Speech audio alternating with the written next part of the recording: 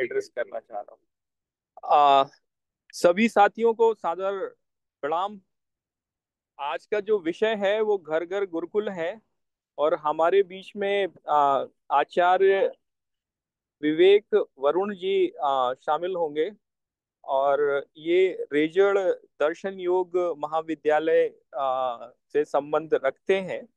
और साथ ही साथ गुरुकुल क्रांति अभियान के मुख्य मार्गदर्शक और मुख्य अ, दर्शन शास्त्री के तौर पर जुड़े हुए हैं। पूरे देश में गुरुकुल कैसे स्थापित हो, इन विषयों पर गुरुकुल क्रांति काम कर रहा है। और साथ ही साथ एक समाज में अच्छी शिक्षा, जो कि पुराने नैतिक मूल्यों, पुराने ज्ञान के साथ नए ज्ञान को लेकर बनाई जाए। समाज में नैतिकता है, समाज में लोग अच्छी सोच समाज में डेवलप हो। और साथ ही साथ तीनों माध्यम, ऑनलाइन माध्यम से कैसे प्रचारित किया जाए, वर्तमान में जो शिक्षण संस्थाएं हैं उनके माध्यम से कैसे इसको प्रचारित किया जाए, और जो पुराने गुरुकुल हैं या नए गुरुकुल खोलकर इनको कैसे प्रचारित किया जाए, कैसे आगे बढ़ाया जाए, इन सब विषयों पर अपनी बात रखेंगे। और वो अभी जुड़ गए होंगे या जुड़ रहे हैं। मैं ट्रेवल में हूँ, तो हमारे किसी वरिष्ठ साथी से मेरा आग्रह रहेगा कि मॉडरेशन अगले 15-20 मिनट आप संभालें, और फिर बाद में हमारे आचार्य अंतरंग योगी जी इसको मॉडरेट कर लेंगे। अ, इस बीच में मैं चेक कर लेता हूँ कि अभी हमारे ऊपर 1 मिनट देकर आपको बता रहा हूँ। अ,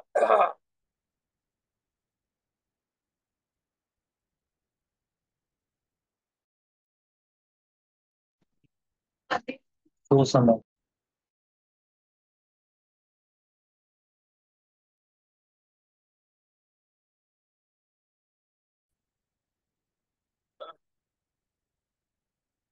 मैं आपको देख नहीं पा रहा, आपका नाम नहीं आ रहा है अभी। आचार्य वरुण जी।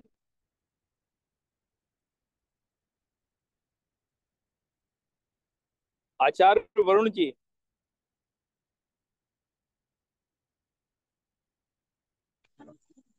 जी, ओम सादर नमस्ते। मैं अ, सोमनाथ साहू। सोमनाथ जी अभी।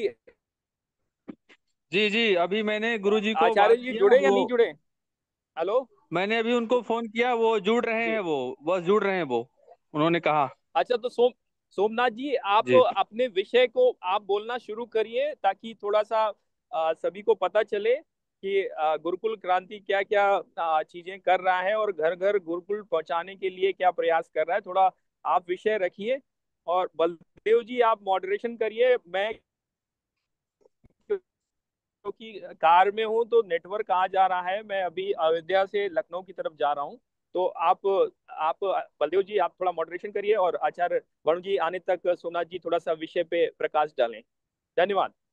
ठीक है, आदरणीय ठीक। सोमनाथ जी। जी। जी बलदेव जी, जी, सभी आमंत्रित को करिए। जुड़े हुए। हाँ, सोमनाथ जी शुरू करो। जी जी, आज के इस मंच में, जन अभियान मंच में जुड़े हुए आप सभी आदरणीय महानुभाव भाई बहनों को सादर नमस्ते। गुरुकुल क्रांति में आज, जैसा कि अभिषेक जी ने बताया, हमारे आदरणीय मार्गदर्शक गुरुकुल क्रांति के आचार्य विवेक वरुण जी दर्शनाचार्य, वो जुड़ेंगे। और गुरुकुल व्यवस्था कैसे हमारे वर्तमान भारत में होनी चाहिए, क्या क्या उस पर चुनौतियां हैं, आदि बातों पर अपना अनुभव साझा करेंगे। तो थोड़ा सा देख लेते हैं, अगर नाम एक बार चेक कर लेता हूं, अगर जुड़ गए हैं तो मैं उनको आमंत्रित करूंगा।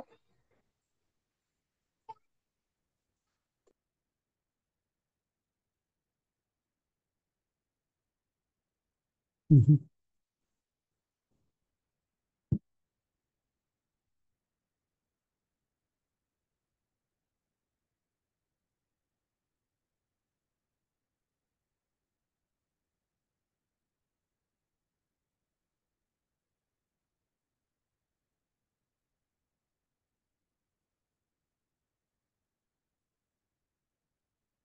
जब तक विवेक जी नहीं आते तब तक अ, और जी अपने। हाँ जी, जी। अच्छा, गुरु जी जुड़ गए हैं क्या? गुरु जी आप जुड़ गए हैं क्या? वरुण जी के ओम नाम जी से। ओम। मैं जी जी उपस्थित जी हूँ जी। ओम। जी जी जी। नमस्कार। तो स्वागत है आपका। जी, आदरणीय भाई जी, आप स्वागत करके गुरु जी को आमंत्रित करें। हाँ हाँ, विवेक जी आपका हार्दिक स्वागत करते हैं इस ग्रुप में। कृपया आज अपना विषय आप शुरू करो। गुरुकुल क्रांति, कैसे इस क्रांति को हमें आगे ले जाना है, इसके बारे में अपना विषय रखिए आचार्य विवेक जी। जी बहुत बहुत धन्यवाद।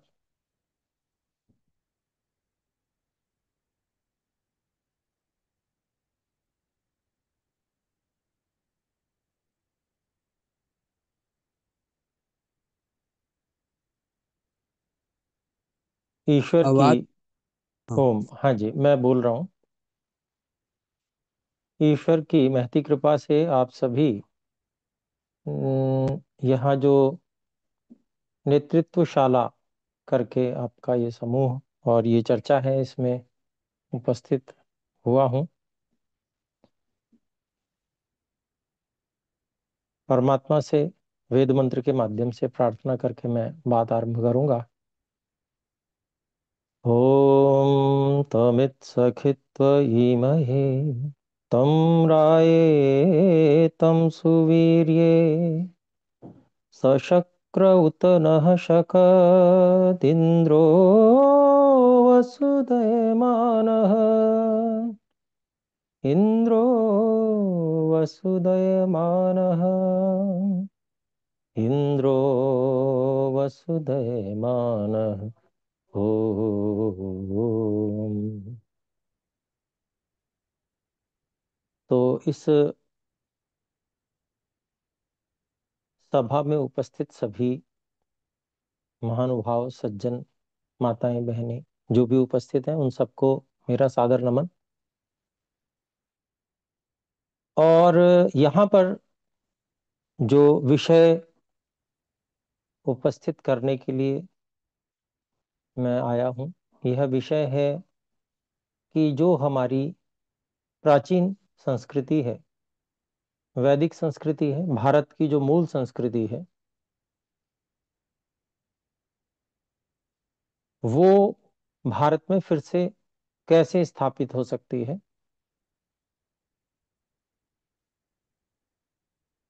और उसके स्थापित होने से हमें क्या लाभ होगा। न केवल हमें बल्कि संपूर्ण विश्व को क्या लाभ होगा। इसकी स्थापना न होने से विश्व को हानियां हो रही हैं बहुत बड़ी, जो सीधे सीधे मोटे मोटे रूप से समझ में नहीं आती हैं। ऐसी हानियां भी सारे विश्व को भोगनी पड़ रही हैं। और कुछ वैज्ञानिक और जो अच्छे स्तर के लोग हैं, उनको वे सारी हानियां समझ में भी आ रही हैं। सभी लोग नहीं समझ पा रहे हैं, इसलिए अंधानुकरण चल रहा है पूरे विश्व में। तो गुरुकुल क्रांति के माध्यम से हम एक आंदोलन लेकर चल रहे हैं। उस आंदोलन का यही मुख्य उद्देश्य है कि जो मूल भारतीय संस्कृति है, वह ही न केवल भारत में बल्कि संपूर्ण विश्व में स्थापित होनी चाहिए। तो क्योंकि भारत उसका मूल है, तो सबसे पहले जिम्मेदारी भारत की बनती है कि भारत में यह जो वैदिक संस्कृति है, मूल संस्कृति है, प्राचीनतम संस्कृति है, शुद्ध संस्कृति है, सत्य संस्कृति है, ये भारत में पहले स्थापित हो, और भारत से फिर ये संपूर्ण विश्व में जाए। तो उसका जो तरीका एक निश्चित रूप से बनाया गया था, जो हमारे ऋषियों ने बनाया था। उसके पठन पाठन की रीति थी, तरीका था, वो जो तरीका था उस तरीके से बहुत अधिक उन्नति भारत ने और विश्व ने देखी। ये इतिहास क्या विषय है कि इस इतिहास में, जो प्राचीन इतिहास है महाभारत काल और उससे पहले का, वो इस विषय को स्पष्ट करता है कि विज्ञान और सभी प्रकार से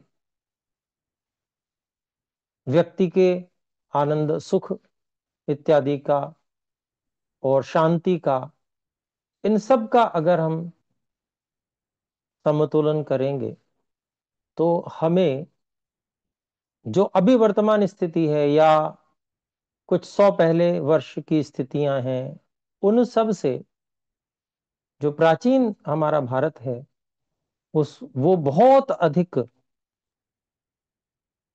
उन्नत मिलेगा हर विषय में। तो उसका कारण जो था, हमारी जो संस्कृति थी है, और उसके जो विधियां थी, उस संस्कृति से जीवन जीने की, और उसमें जो तरीके थे, वो तरीके ही उस संस्कृति को स्थायी बनाए हुए थे। हम अगर पीछे मुड़ के देखते हैं तो हमें मानव का इतिहास 1 अरब 96 करोड़ 8 लाख 53 हजार, लगभग इतने वर्ष का मिलता है। इस की गणना हम जिस दिन से मानव सृष्टि हुई उसके बाद से जैसे एक एक दिन गिनते चले आते आते हैं, उसके अनुसार हम, हमारे पूर्वज उसको गिनते चले आए एक एक दिन जोड़ते हुए। तो ये संख्या जो मानव उत्पत्ति की है वो 1 अरब 96 करोड़ 8 लाख 53 हजार वर्षों की है। तो इतनी बड़ी जो गणना है, अर्थात इतना बड़ा काल है, वो आप समझ लें कि महाभारत काल लगभग 5 हजार वर्ष पूर्व की बात बताई जाती है। इतिहासकार जो भी हैं वो 5 हजार साल पहले, लगभग 5 हजार साल पहले बताते हैं कि महाभारत काल था। तो 5 हजार साल पहले तक ये जो अपनी संस्कृति थी, भारतीय संस्कृति थी, उसका संपूर्ण विश्व में प्रचार था, और कुछ था ही नहीं अन्यत्र, ना कोई अन्य मत, ना कोई संप्रदाय, ना कुछ। जो संप्रदाय होते थे वो वेद के होते थे, और ऋषि वेद को ही प्रधान रखकर, उसी को मुख्य रखकर और उसकी व्याख्याएं करते थे, और उसी के अनुसार जीवन शैली होती थी सभी की। अधिकांश बातें सामान्य, सब में कॉमन होती थी। पर जब ऋषि विचार के सूक्ष्म स्तर पे जाते थे तो कुछ भिन्नताएं होती थी, विषय की भिन्नताएं होती थी, अलग अलग विषयों को लेकर चलने वाले ऋषि होते थे। तो जो संप्रदाय थी, शाखाएं थी वेद की, बहुत सारी शाखाएं, सैकड़ों में, वो भी होती थी। परंतु वेद से इतर, वेद से भिन्न ना कोई मत था, ना कोई संप्रदाय था, कुछ भी नहीं था। ये 5 हजार वर्ष पहले तक की बात है, बल्कि उसके बाद तक भी ये सब चलता रहा। परंतु बाद में फिर इस प्रकार की जो स्थितियां, जो पतन की हुई, उनके कारण से स्थितियां बिगड़ती चली गई। तो इतिहास में जब हमारे सामने एक स्पष्ट मार्ग, चरम उत्कर्ष का आया हुआ है, हमें पता है कि इस मार्ग से चरम उत्कर्ष रहा है, और वो भी बहुत लंबे समय तक रहा है। पतन का काल तो बहुत थोड़ा सा है, 5 हजार वर्ष कुछ संख्या ही नहीं होती अरब की गिनती के सामने। तो जब हमें ये पता है कि वो चरम उत्कर्ष का यह मार्ग है और ऋषियों ने उसको सुरक्षित रखा, उसको बताया कि इस तरह से वर्ण आश्रम व्यवस्था थी, कर्म गुण कर्म के अनुसार वर्ण व्यवस्था थी, और सभी के लिए अनिवार्य आश्रम व्यवस्थाएं थी, और गुरुकुल शिक्षा प्रणाली जो ब्रह्मचर्य आश्रम प्रथम आश्रम उसमें वो प्रणाली थी, उस प्रणाली में विद्यार्थी पूरी तरह से आचार्य के अधीन रहता था, निशुल्क सारी व्यवस्थाएं होती थी, आचार्य का ही वो उत्तरदायित्व था। शिष्य और सब ओर से समाज से उस आचार्य को सहयोग मिलता था, राजा से भी सहयोग मिलता था, जिससे वो जो उस शिक्षा व्यवस्था को चलाते थे। और जो आचार्य होते थे वो सर्वात्मना समर्पित होकर विद्या के प्रति, ईश्वर के प्रति और कार्य करते थे, और उस अति उत्तम आचरण के परिणाम से, अर्थात उस अति उत्तम आचरण के अनुकूल उससे सीखते सीखते विद्यार्थी आगे बढ़ता था, तो वो भी अति उत्तम आचरण वाला बनता था, वो उन मर्यादाओं को जानने वाला बनता था। फिर विद्याएं हमारी ऐसी थी, विद्याएं तो अब भी हैं, परंतु उनका प्रचलन अब नहीं है, कम है। हम जैसे कुछ और भी भाई बहन उन विद्याओं को आगे बढ़ाने के लिए, सुरक्षित रखने के लिए प्रयासरत हैं। तो वो बहुत कम लोगों के बीच में इस समय है। उन विद्याओं में क्या विशेषताएं थी? उन विद्याओं में अनुशासन की विशेषताएं थी। आप जब हमारे ग्रंथों को देखेंगे तो वहां अनुशासन की बात की जाती है, योगानुशासनम हो, शब्दानुशासनम हो। और जब व्यक्ति शब्दों को सीखता है, मान लीजिए व्याकरण शास्त्र सीखता है, तो वहां पर वो उस अनुशासन को सीखता है कि ये मर्यादाएं हैं, ये सूत्र हैं, इनमें जो बातें कही गई हैं उसके अनुसार ही शब्द की व्युत्पत्ति हो सकती है। उससे बाहर जाके जैसे मर्जी मन मर्जी हम नहीं कर सकते। हमें सूत्र में देखना पड़ेगा, वहां से मार्गदर्शन लेना होगा, तब हम शब्द को बना सकते हैं, या शब्द कैसे बना उसको खोज सकते हैं।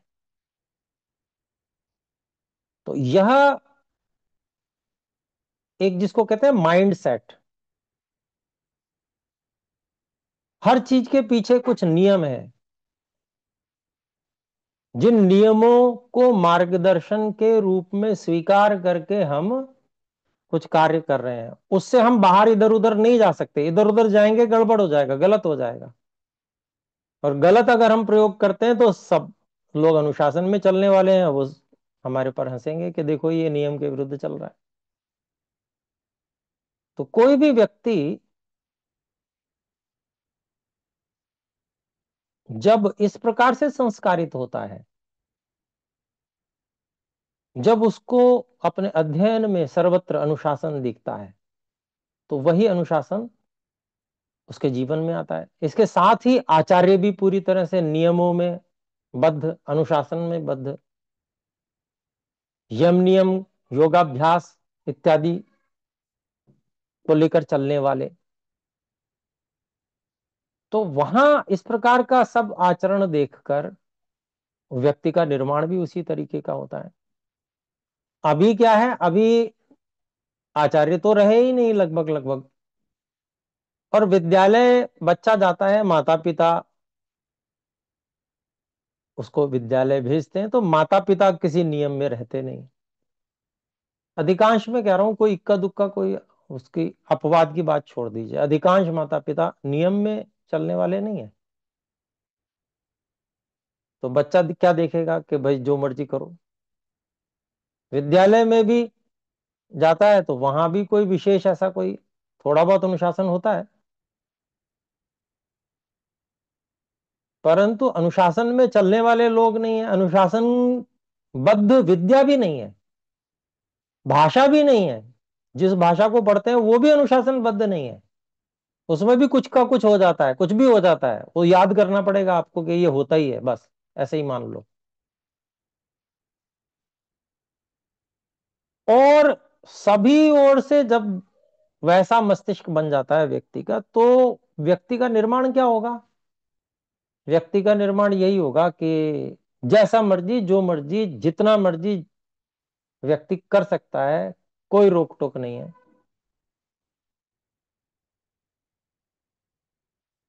और समाज में भी वैसी व्यवस्था, वैसी ही बातें। विदेशों में तो इस बात को समझकर और इस प्रकार के नियम बनाए गए हैं कि बच्चा इतना सीख जाएगा तब उसका विद्या आरंभ होगा, इससे पहले नहीं होगा। उसको उतना सिखाने के लिए उतने वर्ष लगाने पड़ेंगे बच्चे को। ऐसा नियम शुरू में ही लगा दिया गया है कि कम से कम बच्चा व्यवहार तो सीखे। देश में रहना है, समाज में रहना है, किस प्रकार से वस्तुओं का उपयोग करना है, किस तरह से साफ सुथरा रहना है, ये सारी बातें सिखाई जाती हैं विदेशों में। और उसका परिणाम ये रहता है कि वो देश जो है साफ सुथरे आपको दिखते हैं, और अपने देश में कूड़ा करकट दिखता है। तो विदेशियों ने थोड़ा थोड़ा कुछ भाग जो एक अनुशासन का था वो ले लिया, सीख लिया, उसको उसका महत्व समझ के वो आगे बढ़ गए। और हमने पराधीनता स्वीकार करके जैसा हमें बना दिया गया वैसा ही हम बन गए। और उसके बाद में जब हमें एक स्वतंत्रता जैसी की स्थिति मिली, तब भी हमारे ऊपर ऐसे लोगों का ही शासन रहा जिन लोगों ने इसको और बिगाड़ा, सही नहीं किया। और जनता में भी जागरूकता नहीं हो पाई। तो जनता जागरूक तब होती है जब उसको उसका सत्य इतिहास पता हो। हम ऐसे थे तो हम दोबारा ऐसे हो जाएं, परंतु उस इतिहास को ही मिटाने का प्रयास किया गया, समाप्त करने का प्रयास किया गया, विपरीत इतिहास पढ़ाने की स्थितियां बनाई गई। तो ये सब जो कुछ हो गया सो तो हमारे सामने है, और मैं समझता हूं हम में से किसी से भी छुपा हुआ नहीं है। परंतु अब ये एक चुनौती है कि उस अपनी संस्कृति, अपनी सभ्यता, अपना अनुशासन, और उसको फिर से कैसे हम अपने लोगों के बीच में स्थापित करें। क्योंकि आज अगर हम सीधी सीधी बात करते हैं कि ऐसा होना चाहिए, इसको बदल दिया जाए, तो हमारे ही लोग हमारे सामने खड़े हो जाएंगे विरोध में। क्योंकि जो कुछ प्रवाह चल रहा होता है, सही बात को समझकर उस प्रवाह से मुड़कर सही मार्ग पर चलने वाले लोग बहुत कम होते हैं। अधिकांश लोग ऐसे होते हैं जो प्रवाह में बहने वाले होते हैं और उसी में अनुकूलता समझते हैं वो, कि भाई प्रवाह के साथ चलते रहो, इसी में अनुकूलता रहेगी।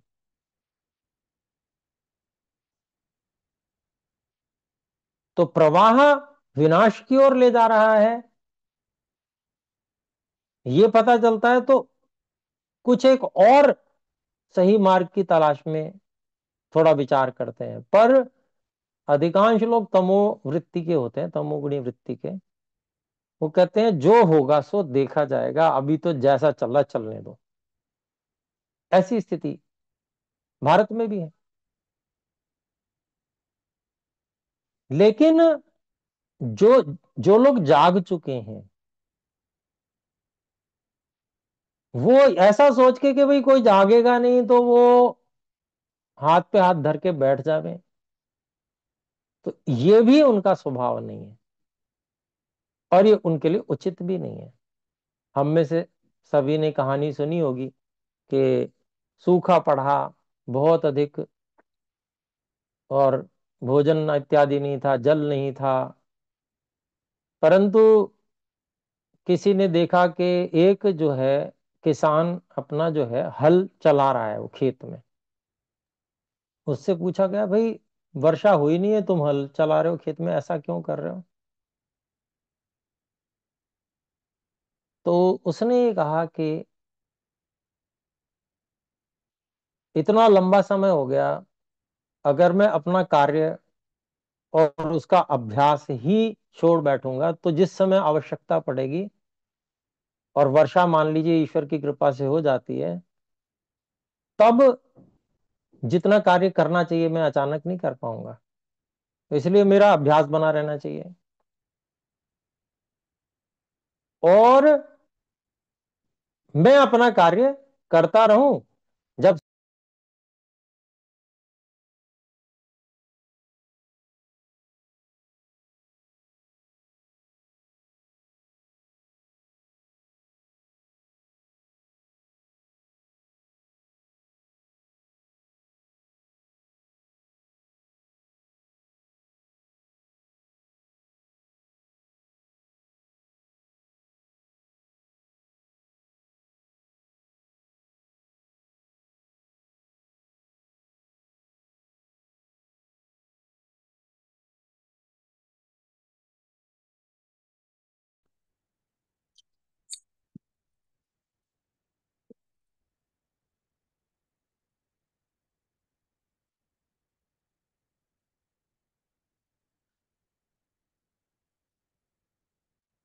ये आचार्य जी आवाज नहीं आ रही है।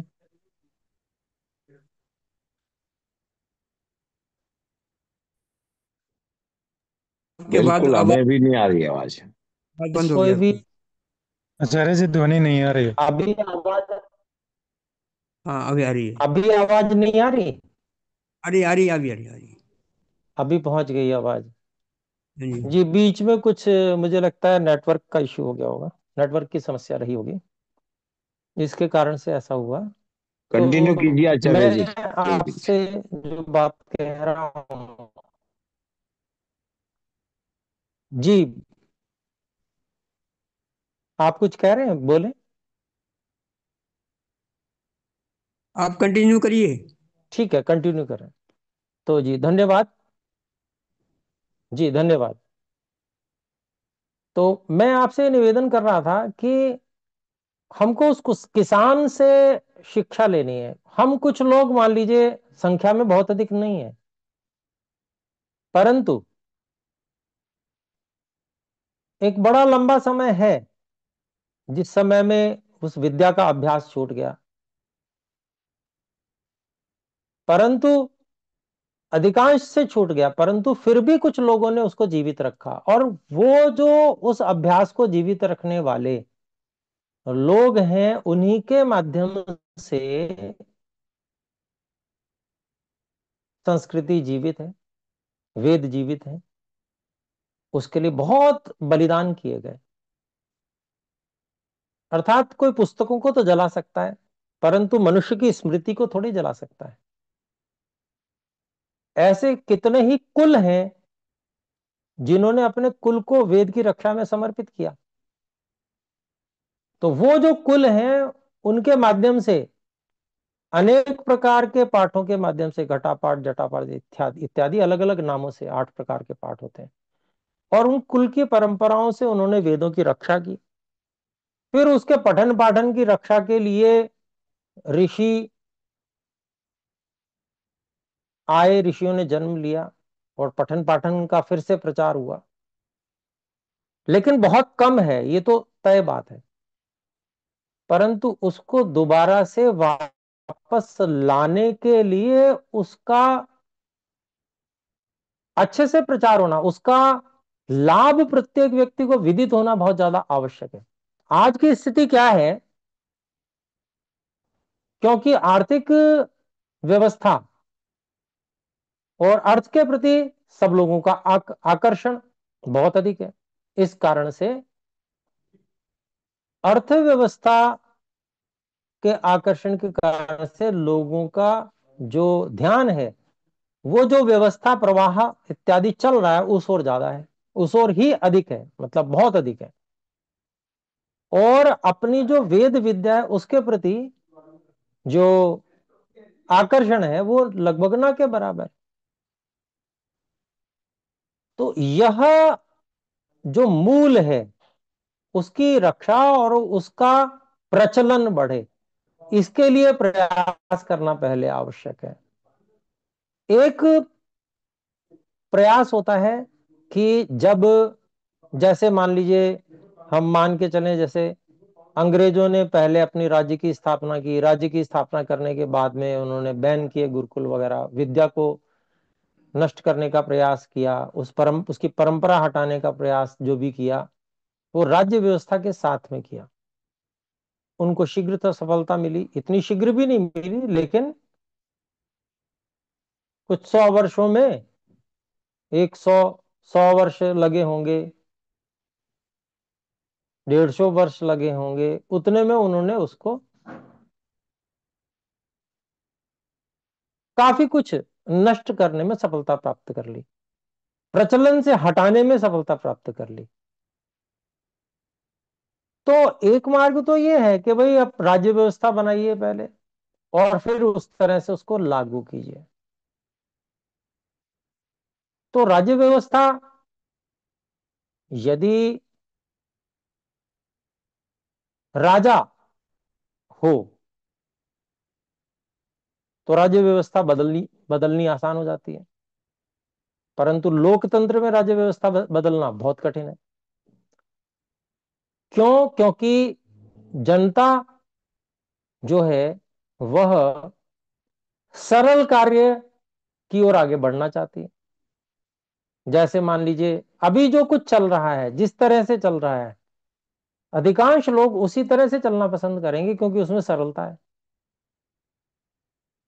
उन्होंने जैसा जो कुछ पढ़ा, बस उस पढ़ाई के उस अध्ययन के आधार पर वो जितना जो कुछ कर सकते हैं, जो कुछ उनकी सामर्थ्य बनी है, बस उसके आधार पर उनको कार्य मिल जाए, ये एक सरल कार्य है, बिल्कुल सरल स्थिति है। और इसी में सब लोग चलना चाहेंगे। कोई व्यक्ति इसको बदलना चाहे तो उसको मुंह की खानी पड़ेगी, जैसे कहावत सुनी है हमने, मुंह की खाना। तो ऐसी स्थिति हो जाएगी। कोई पार्टी अगर ऐसा उद्घोष करने लगे कि भाई हम सब बदल डालेंगे, ये वैदिक संस्कृति ले आएंगे, उसको एक भी वोट मिलने वाला नहीं है। कुछ वोट मिल सकते हैं, परंतु एक भी वोट नहीं मिलने वाले का अभिप्राय यही है कि अधिकांश में जमानतें जब्त हो जाएंगी। क्यों? क्योंकि जो लोग हैं वो एक प्रवाह के अनुसार चलना चाहते हैं, जैसा प्रवाह चल रहा है। अब इस प्रवाह के चलते सामान्य व्यक्ति को यह लगने लगता है भाई ये असंभव कार्य, ये कभी नहीं हो सकता। बहुत से लोग ऐसा ही कहते हैं कि भाई ये कभी नहीं हो पाएगा, ये कहां पर आप विचार करते हैं, कैसे आप सोच रहे हैं। परंतु सच्चाई ये है कि जो चीज उत्पन्न होती है वो नष्ट भी होती है। ऐसा तो संसार में कुछ भी नहीं है जो उत्पन्न हुआ हो और नष्ट ना होता हो, हमेशा चले, ऐसा कुछ भी नहीं है। तो ये भी व्यवस्था उत्पन्न की गई है, इसको भी नष्ट किया जा सकता है। प्रयासों की आवश्यकता है, सही ढंग से प्रयास करने की आवश्यकता है। तो अभी वर्तमान में क्या प्रयास हो सकते हैं? तो ऐसे लोग, जिन लोगों को इसका महत्व समझ में आता है कि ये महत्वपूर्ण है, राष्ट्र से वो लोग प्रेम करते हैं, अपने देश से प्रेम करते हैं, तो जब देश से प्रेम करते हैं तो देश की मूल संस्कृति से भी अपने आप प्रेम करेंगे, वैदिक संस्कृति से भी अपने आप प्रेम करेंगे। क्योंकि किसी भी देश का उत्थान उधार की संस्कृति पर आश्रित नहीं हो सकता। उसकी अपने देश की जो मूल संस्कृति है उस पर ही आधारित उसका जो उत्थान वो हो सकता है। क्योंकि अगर कोई ये कहे कि भाई मेरा देश इसलिए महान है क्योंकि उसने उन्नति की है, तो कोई भी व्यक्ति ये पूछ सकता है कि भाई आपने उन्नति किसके आधार पे की हुई है? आपकी अपनी मूल तो कुछ नहीं है। आपने ये चीज उनसे ली, वो चीज उनसे ली, तो आप सबसे आगे नहीं है। आपसे आगे वो हैं जिनसे आपने वो विद्या प्राप्त की है। कहने वाले यही कहेंगे, और एक दृष्टि से उनकी बात उचित भी है। तो अगर आधार हमारा नहीं है तो हमारी जो उन्नति है वह उन्नति उन्नति नहीं मानी जाएगी। आधार अपना होना बहुत आवश्यक है। तो इस बात को जो लोग समझते हैं, साथ ही वो इस बात को भी समझते हैं कि वास्तविक जो उन्नति है वो वेद से ही हो सकती है। क्योंकि वेद ईश्वर की वाणी है, परमात्मा ने संसार भी बनाया है, परमात्मा ने वेद ज्ञान भी दिया है। तो जो बनाने वाला होता है, बनाने वाले के द्वारा दिया हुआ जो ज्ञान होता है, नॉलेज होती है, वो बिल्कुल सटीक होती है उसके विषय में। जैसे किसी ने कार, कंपनी ने बनाई, और कार के विषय में कोई और स्कूटर बनाने वाली कंपनी अगर जानकारी दे तो उसकी जानकारी में कमियां होंगी, गड़बड़ हो सकती है। लेकिन जिसने बनाया वो ही जानकारी देता है, अगर इसका ये पार्ट ऐसे है, यहाँ पर है, इसको इस तरह से उपयोग करना चाहिए, इसमें ऐसे सर्विसिंग होगी, तो उसकी बात जो है वह ठीक मानी जाएगी, उचित मानी जाएगी, और उसके अनुसार कार्य करने से वो वस्तु सबसे अच्छी चलेगी।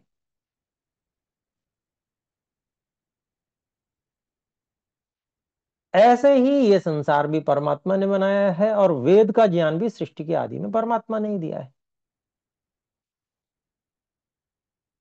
तो परमात्मा की जो बात है वो सृष्टि के विषय में बिल्कुल तय है, निश्चित है, और उसमें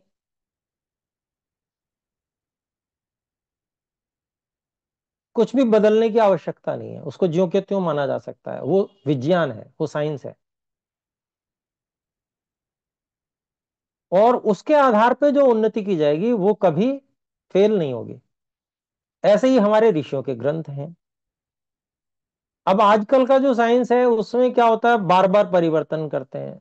ऐसा पहले एक थ्योरी देंगे, फिर उसमें बदलाव कर देंगे, नहीं नहीं ऐसा नहीं, ऐसा है।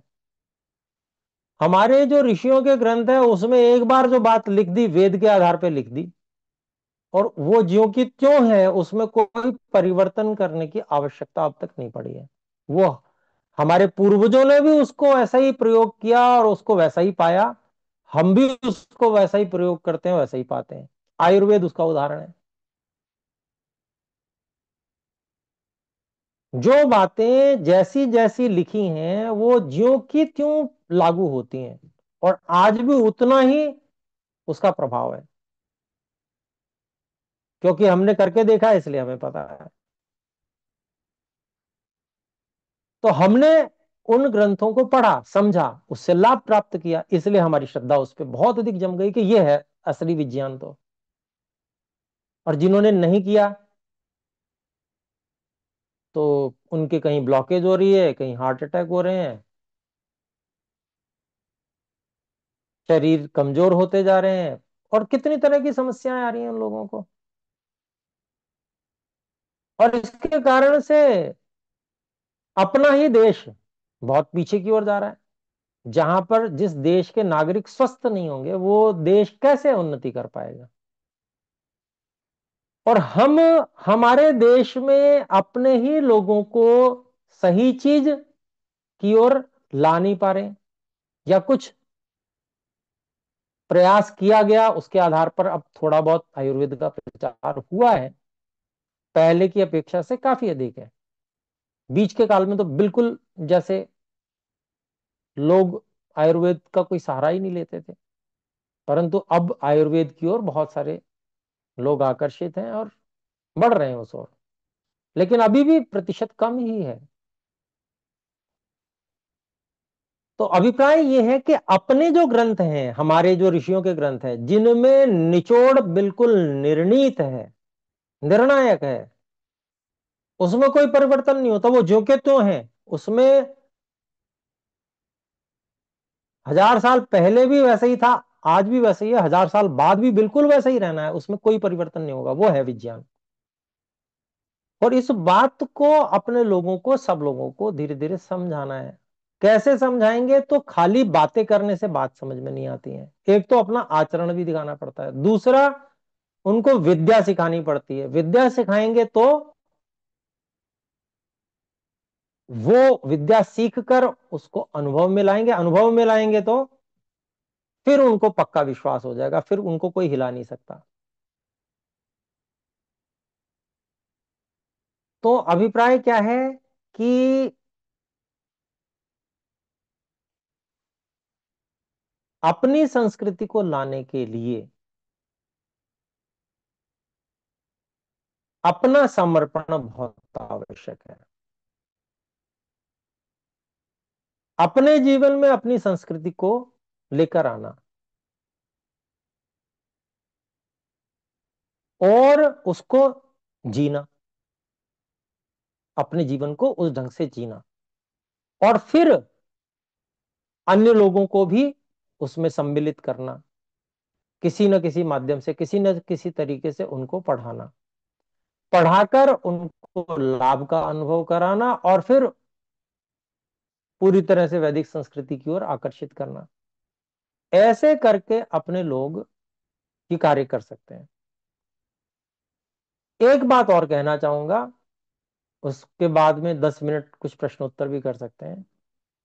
वो बात यह है कि वर्तमान में हम कभी कभी ये सोचते हैं कि भाई इंग्लिश का बड़ा प्रचलन है, तो हम अगर अपनी जो जितने भी ग्रंथ है वो इंग्लिश में सब कन्वर्ट करके और फिर पढ़ा दें और उससे लाभ मिल जाए, तो वो लाभदायक इतना नहीं होगा, क्योंकि भाषा के साथ वो संस्कृति भी जुड़ी हुई है, और आजकल तो विशेष रूप से जुड़ी हुई है, क्योंकि पाश्चात्यता का ही जोर सब ओर दिखता है। भारतीयता तो बड़ा कठिन है देखने में, लोग धोती कुर्ता पहनने में ही शर्म का अनुभव करते हैं।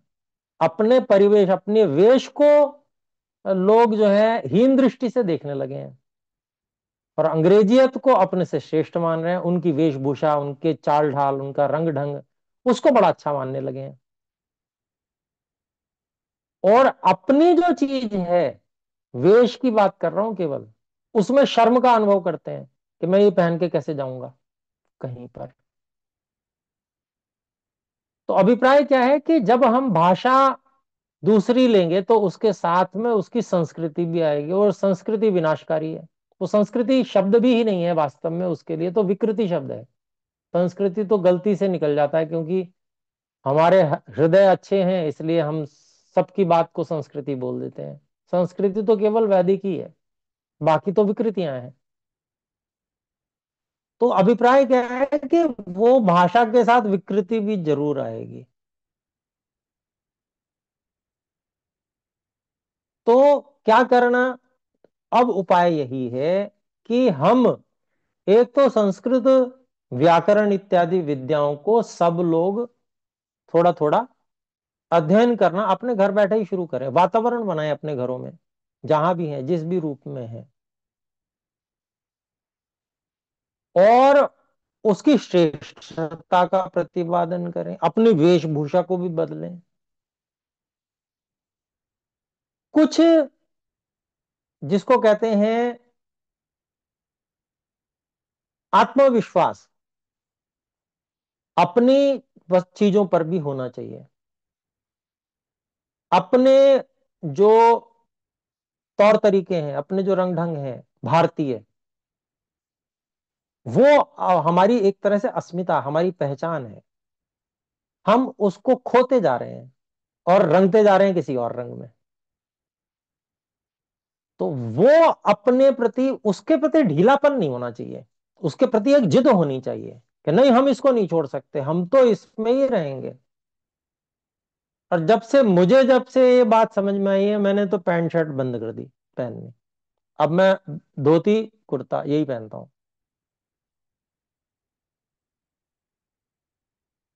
कोई कुछ कहता है, सोचता है, सोचने दो। लेकिन हमारे को आत्मविश्वास है कि ये जो हमारी वेशभूषा है, ये सर्वश्रेष्ठ है। आर्य भाषा, हिंदी भाषा में बात करना, उसी में पढ़ना पढ़ाना, फिर संस्कृत भाषा के लिए प्रयास करना, संस्कृत व्याकरण पढ़ने पढ़ाने का कक्षाएं लगाना, दर्शन आदि पढ़ना पढ़ाने के लिए कक्षाएं लगाना। एक नगर में कम लोग हैं, नहीं है, एक इक्का दुक्का है, और वो भी फिर नौकरी की तलाश में कहीं दूसरी शहर चला जाता है, तो नहीं जुड़ पा रहे हैं लोग, तो चलो ऑनलाइन ही करेंगे, काम नहीं छोड़ेंगे।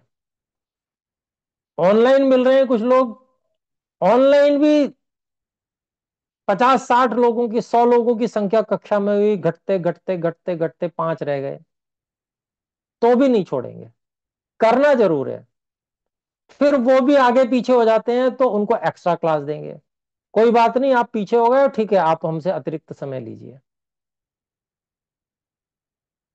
लेकिन आपको ये कार्य आगे करना है, इस पर जुड़े रहना है, इस पर जुटे रहना है, इसको छोड़ना नहीं है, इससे आगे बढ़ना है। तो इस तरह से प्रयास हम नहीं छोड़ेंगे, वो उसी किसान की तरह से। और देखिए, ये जो लहर होती है ना, ये आती है ईश्वर की कृपा से। कहीं दूर दूर तक 2014 से पहले अगर हम 3 साल पहले चले जाएं, तो कहीं दूर दूर तक ये नहीं लगता था कि प्रधानमंत्री मोदी जी हो जाएंगे। लेकिन अचानक कुछ वातावरण ऐसा बना, ईश्वर की कृपा हुई, सबके मनों में वो भाव आया और लोगों ने मतदान किया। और एक अचानक अप्रत्याशित, जिसको कहें कि जिसकी कोई ऐसी विशेष आशा नहीं थी, वो कार्य हो गया। ऐसे ही समय आता है, ईश्वर की कृपा होती है, जब सब लोग प्रयासरत होते हैं, तो फिर उसमें कार्य बड़ी आसानी से होने लगते हैं। लेकिन तब होते हैं जब हम उसमें कार्यरत होंगे। हमें अपने परिवार को उसी रंग में रंगना होगा, स्वयं भी उस रंग में रंगना होगा, भारतीयता के और वैदिक संस्कृति के। उसके लिए जो शास्त्र हैं, पठन पाठन की परंपरा चलानी पड़ेगी। आसपास के लोगों को जब भी अवसर मिले तो बताना पड़ेगा। बात चलती है, बात चलते चलते अगर कोई ऐसी बात आ जाती है, तो उसमें तुरंत गुरुकुल व्यवस्था, वैदिक संस्कृति, उसकी चर्चा आ जानी चाहिए। जहां मौका मिले, मौका नहीं छोड़ना। तो ऐसे करके हम वातावरण बनाने का प्रयास करते रहेंगे, करते रहेंगे, और वो एक दिन ऐसा आएगा जब एक पूरे के पूरे विश्व में या पूरे के पूरे भारतवर्ष में वो वातावरण बनने के लिए एक ईश्वर की तरफ से भी कृपा होगी, और हम सब लोगों के ये छोटे छोटे प्रयास उसमें फिर काम आ जाएंगे। निराश नहीं होने की बात है कि भाई अरे निराश हो गए, हम क्या करें जी, हमने तो इतना प्रयास किया पर हम कुछ कर नहीं पा रहे हैं। नहीं, उसको नहीं, ऐसे नहीं देखना है। उसको ये देखना है कि हमें तो निरंतर करना ही है। हम, ये हमारा जो निरंतर करना है, ये उसमें कार्य काम आ जाएगा, तो हमारा जीवन सफल है। तो ऐसे करके अपने परिवार में बच्चों को हम इस प्रकार से व्याकरण इत्यादि की अलग कक्षाएं स्वयं पढ़ें और उन्हें बच्चों को दें कक्षाएं। आधुनिक शिक्षा पढ़ते हैं, पढ़ने दीजिए, कोई बात नहीं, लेकिन समय निकाल के अलग से। आधुनिक शिक्षा में कोई 100% या 98% नंबर लाके कोई बहुत लंबी कोई तोप बन जाएगा, ऐसा कुछ नहीं होता है। जिस व्यक्ति में सामर्थ्य होता है, मस्तिष्क जिसका अच्छे से काम करता है, उसकी बढ़िया ट्यूनिंग होती है, वो व्यक्ति आगे चल के बहुत अच्छे कार्य करता है। खाली नंबर लाने वाले लोग कोई अच्छा कार्य करते हैं, ऐसा कोई आवश्यक नहीं है। कितने ही बेरोजगार घूमते हैं अच्छे नंबर लाने के बाद भी। तो अभिप्राय क्या है, समझ के कार्य करना है। अपने परिवार में अपने बच्चों को किस प्रकार से हमें तैयार करना है, और उनको हम तैयार करके कि भाई देखिए ये हमारा बच्चा वैदिक विद्वान के रूप में भी तैयार है, इस रूप से घर में हमको प्रशिक्षण देना होगा। और फिर हम जिसको कहते हैं सांगठनिक स्तर पे भी प्रयास करें, संगठन बनाएं, लोगों को जोड़ें, छोटे छोटे कार्यक्रम करें जिससे लोगों में जागरूकता आए। और जागरूकता के आधार पर उसके लिए उदाहरण प्रस्तुत होंगे आपके बच्चों के, तो दूसरे लोग आकर्षित होंगे, वो भी ऐसा ही करेंगे। अच्छा, ऐसा भी किया जा सकता है, इससे बच्चों का मस्तिष्क और तीव्र होगा। क्योंकि संस्कृत भाषा के विषय में अब खोज चल रही है, साइंटिस्ट खोज कर रहे हैं कि संस्कृत भाषा का प्रयोग, संस्कृत भाषा के जो श्लोक जो बच्चे करते हैं उनका जीवन बढ़ जाता है। ऐसी खोजें आ रही हैं सामने, लोग कर रहे हैं। तो अभिप्राय क्या है, आकर्षित करने के बहुत सारे ढंग हैं अपने लोगों को, वो सारे प्रयास करने चाहिए। अपने घर को गुरुकुल के रूप में तैयार कर देना, ये सबसे बड़ा योगदान है। और पूर्ण समर्पण होकर जब हम उस कार्य को करेंगे तो फिर हमारा घर ही गुरुकुल बन जाएगा, और भी लोग बच्चों को भेजेंगे, हम आदर्श ब्राह्मण के रूप में होंगे। तो समय कम है, विराम करता हूं। एक आध प्रश्न हो तो आपका रख सकते हैं। ओम।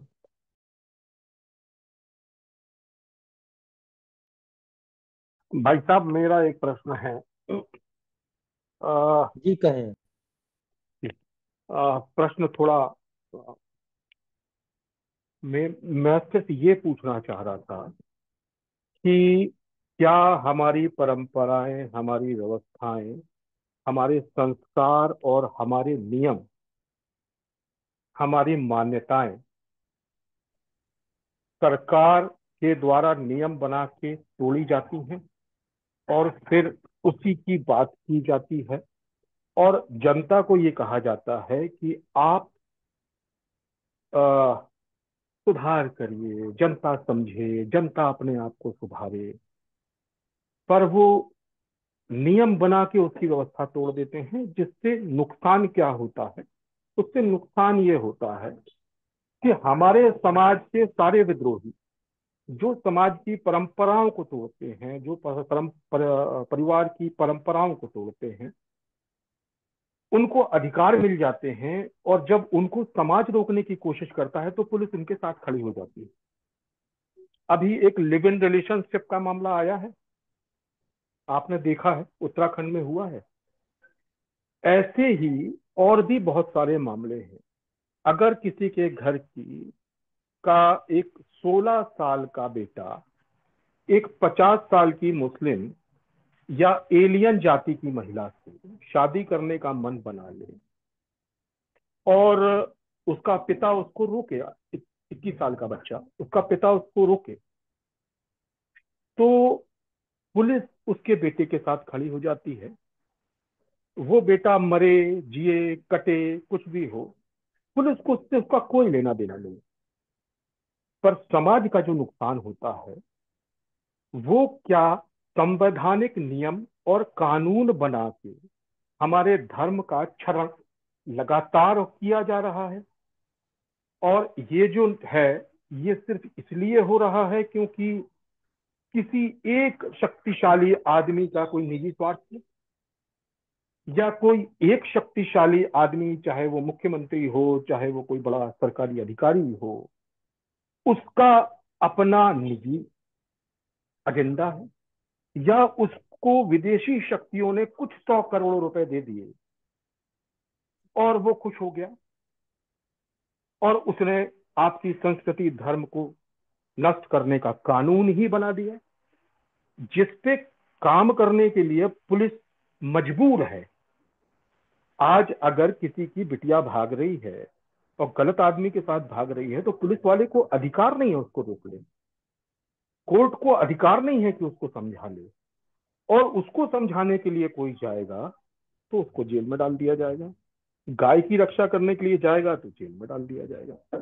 तो क्या आपको ऐसा लगता है कि ये जो व्यवस्था है, जो नियम बन गए हैं, चाहे अपने उन्हें बनाए हो चाहे पराये ने बनाए, इनकी परंपरा ऐसी बन गई है जिससे हम दुखी हैं और बैठ के यहाँ रोज चिंतन करते हैं और कोशिश करते हैं कि 140 करोड़ लोगों को समझा ले, पर 542 को समझाने की नहीं सोच पा रहे हैं, या एक मुख्यमंत्री जो ऐसे नियम बनाता है, एक कैबिनेट जो ऐसी नियम बनाती है, उसको हम उसका हम विरोध नहीं कर पा रहे हैं? क्या कारण हो सकते हैं? जी इतना सा एक धन्यवाद। छोटा सा प्रश्न। जी। जी धन्यवाद, आपने काफी सारा प्रश्न लंबा रखा, और आपकी जो भी भावनाएं हैं वो बिल्कुल उचित हैं, और एक पीड़ा है ये वास्तव में।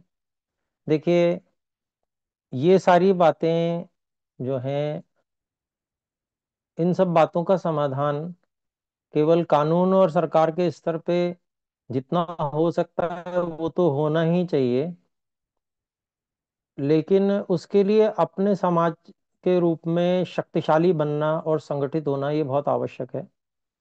और संगठित और जो विरोधी लोग हैं, है ना, गलत लोग हैं, वो लोग इस प्रकार से, गलत प्रकार के लोग अधिक संगठित हैं।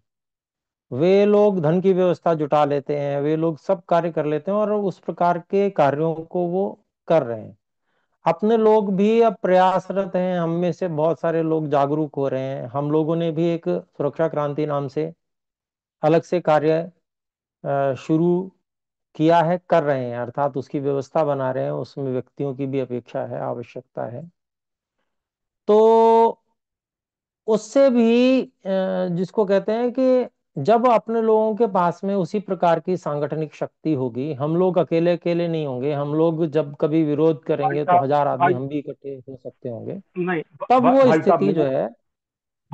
एक जी निवेदन है, आप समझिएगा इस बात। नेहरू क्या हिंदू नहीं थे? संविधान कहता है कि किसी भी धर्म की परंपराओं में, मूल परंपराओं में हस्तक्षेप करना सरकार को अधिकार नहीं है। हिंदू धर्म में तलाक नहीं था,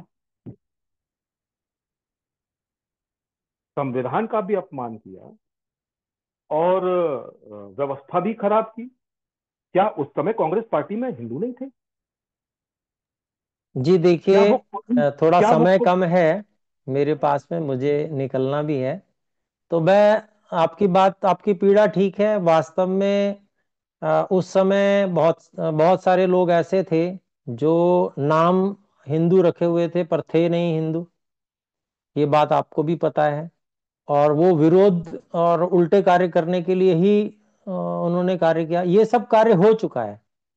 हम लोगों को क्या देखना है अब, कि अब हम क्या अधिक से अधिक अच्छा कर सकते हैं, तो उसके लिए अपने लोगों को प्रयास करना चाहिए। हो चुका है वो मेरा, तो अब नहीं बदला जा सकता है। अब आपकी बात बिल्कुल संगठित होकर स्वीकार, उसको हम लोग बदल सकते हैं, उसके लिए प्रयास करना चाहिए। ठीक है जी। आपकी बात स्वीकार सर। एक पीड़ा मेरी और है, वो मैं पूरे मंच से कहता हूं, जितने लोग जुड़े हैं सबसे, सरकार से मदद नहीं लेना है, सरकार से बात नहीं करना है,